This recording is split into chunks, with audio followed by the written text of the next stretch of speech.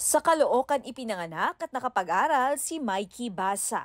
Dito na rin siya nakahanap ng trabaho.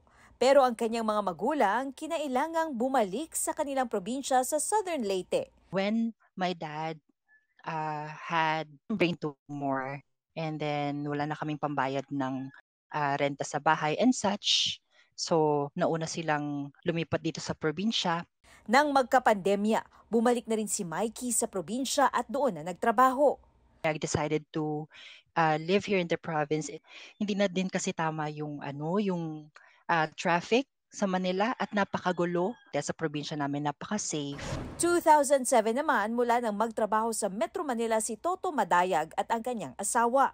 Pero habang lumalaki ang kanyang anak, mas naramdaman daw nila ang kaibahan ng buhay dito sa lungsod at sa probinsya. Sasawa ka lang. I think there was one time na there were several times na 5 p.m. yung out ko sa office pero around like 8 or 9 p.m. na ako nakaka-uwi.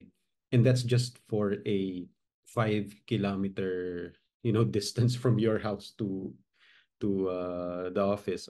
Mas mahal din daw ang bilihin at utilities sa Metro Manila. Kaya 2018, nagpatayo na siya ng bahay sa probinsya. Everything's a lot cheaper here sa province kasi nga this is a farming community, so minsan nangihingi na lang kami ng ng kangkong, ng sili haba dito kung saan merong may tanimin, fresh yung air, hindi dikit-dikit yung mga bahay.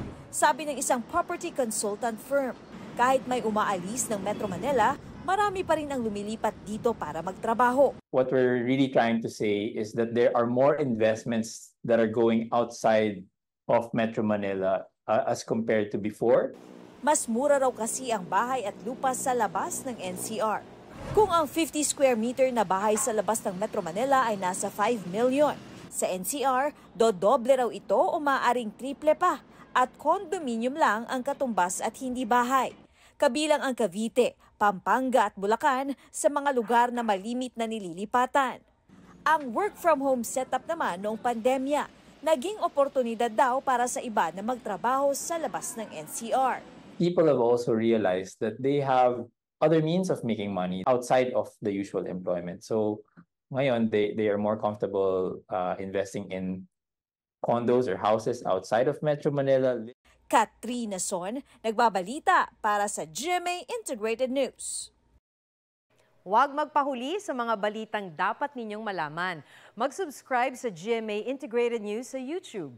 Sa mga kapuso abroad, subaybayan nyo kami sa GMA Pinoy TV at sa www.gmanews.tv.